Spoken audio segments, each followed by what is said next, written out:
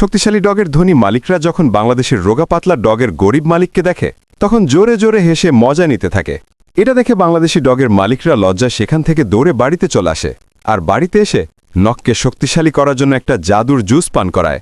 পরের দিন থেকে লোকটি কঠোর পরিশ্রম করতে থাকে আর অল্প কিছুদিনেই সে নিজেকে একটা শক্তিশালী ডগে রূপান্তরিত করে।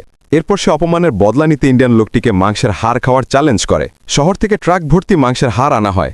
ইন্ডিয়ান একটি উড়াধুরা হাড় খেতে থাকে, যা দেখে ইন্ডিয়ানরা গলা ফাঁকিয়ে বলতে থাকে আমাদের ডগ জিতবে। কিন্তু এদিকে বাংলাদেশি লোকটিও গপ গপ করে হাড় খেতে থাকে, যেটা দেখে বাংলাদেশিরা বলতে থাকে আমাদের ডগই হবে চ্যাম্পিয়ন। শেষমেশ দুটি বিড়ালই সমান হাড় খেয়ে ক্লান্ত হয়ে পড়ে। তাই এখন সিদ্ধান্ত হবে ভোটিংয়ের মাধ্যমে হবে। ইন্ডিয়াকে জেতাতে টমেন্টে করো, আর যদি বাংলাদেশকে জেতাতে চাও লাইক ও সাবস্ক্রাইব করো।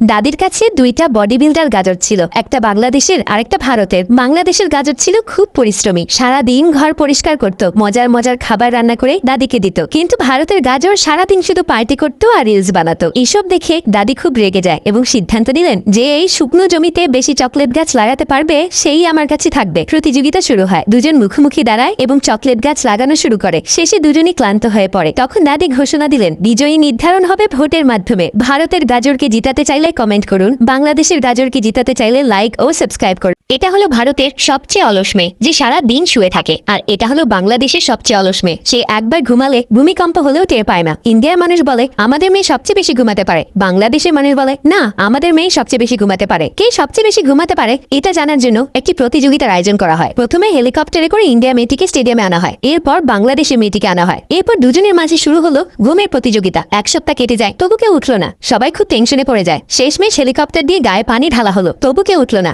এখন সিদ্ধান্ত হবে ভোটের মাধ্যমে। ভারতের অলস মেয়েকে জিতাতে চাইলে কমেন্ট করুন, আর বাংলাদেশের অলস মেয়েকে জিতাতে চাইলে লাইক ও সাবস্ক্রাইব করুন। ইন্ডিয়ার এই মেয়েটি তার আইফোন 17 দিয়ে সেলফি তুলছিল, পাশেই বাংলাদেশের একটি মেয়ে তার অ্যান্ড্রয়েড ফোন দিয়ে সেলফি তুলতেছিল। ইন্ডিয়ার মেয়েটি তাকে দেখে হেসে ওঠে এবং বলে ছোট লোক কোথাকার। বাংলাদেশের মেয়েটি কষ্ট পেয়ে সেখান থেকে চলে যায়। রাস্তায় হাঁটতে হাঁটতে সে দেখতে পায় একটি লটারির দোকান। সে একটি লটারি কিনে বাড়ি ফিরে যায়। কিছুদিন পর খবর আসে সে প্রথম পুরস্কার জিতেছে। লটারি থেকে প্রাপ্ত কিছু টাকা দিয়ে সে নিজের জন্য একটি ড্রেস কেনে এবং নিজের জন্য একটি আইফোন 17 কেনে। এরপর সে আইফোন 17 দিয়ে সেলফি তুলছিল। হঠাৎ ইন্ডিয়ার মেয়েটি তাকে দেখে জিজ্ঞেস করে কিরে চুরি করলি নাকি, রাতারাতি আইফোন কোথা থেকে পেলি? বাংলাদেশের মেয়ে হেসে উত্তর দেয় আমি তোমার থেকে অনেক বড় লোক, লটারিতে টাকা পেয়েছি। ইন্ডিয়ার মেয়েটি অস্বীকার করে বলে না আমি বেশি বড় লোক। এই নিয়ে দুজনের মধ্যে শুরু হয় তুমুল তর্ক বিতর্ক। এখন দর্শকের ভোটের মাধ্যমে নির্ধারণ করা হবে কে বেশি বড় লোক। যদি মনে করো ইন্ডিয়ার মেয়ে বেশি বড় লোক তাহলে কমেন্ট করো, আর যদি মনে করো বাংলাদেশের মেয়ে বেশি বড় লোক তাহলে লাইক ও সাবস্ক্রাইব করো। বাংলাদেশের এই মেয়েটি তার বাড়ির বারান্দায় বসে কোরআন তেলাওয়াত করছিল।